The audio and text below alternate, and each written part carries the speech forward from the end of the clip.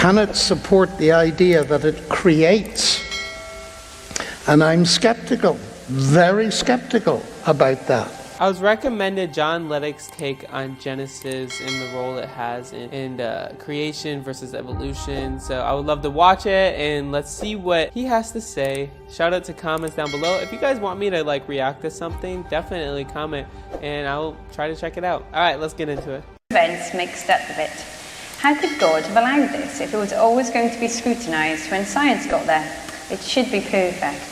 And then after that, please can you give us your opinion as a mathematician on the role of probability in the theory of evolution? We're told that random chance has played a large part in the natural selection of genes. But how likely is this in your view? How many hours have you got? Well, let's be brief and just approach this. You see, the assertion is that Genesis gets it mixed up. There's a book called The Genesis Enigma. It's written by a non-theist who is one of the highest placed scientists in our country, who happens to be a friend of mine. And he was giving a talk on bioluminescence in front of a group of journalists who said, "You sound like Genesis." And he thought Genesis was a pop group or something. "What do you mean, Genesis?" They said, "Genesis in the Bible." And he was curious about this. So he went and got a Bible and started reading page 1. And then he read it again. And the result was a book called The Genesis Enigma. He said, "From what I know of science, this is so accurate that what I do not understand is how they knew. And if ever," and I'm paraphrasing because I don't remember the exact quote, "if ever there was a page of literature that would convince me that there is a God, it would be that."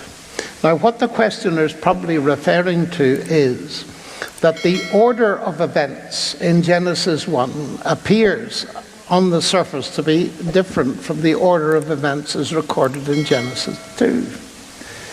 But it seems to me that that is very easily understood by remembering that there are different kinds of order.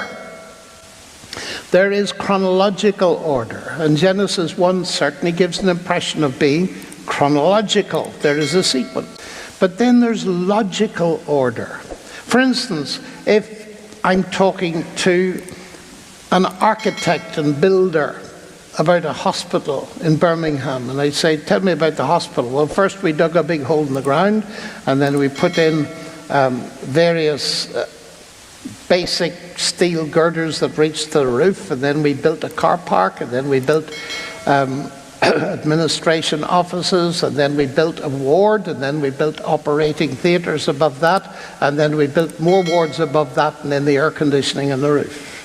That's a chronological description. But if I ask the head surgeon of the hospital, "Tell me about your hospital," he's likely to say something like this: "Well, this hospital is very convenient because, you see, in the middle we put the operating theatres, and above them and below them we put the wards, and then of course there's the admin, the car park, and so on."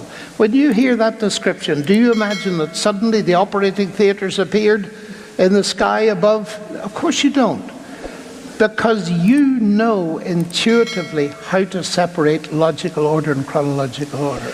Well, if we do that in our everyday language, surely we're grown up to allow it in the Bible. A lot of us with the Bible are applying to it canons of grammar that we wouldn't apply to any other book. Now, that's a huge topic. And I'm going to do another bit of shameless advertising. You go for it. Because I get this kind of question about Genesis so often that I've written a little book about it called 7 Days That Divide the World.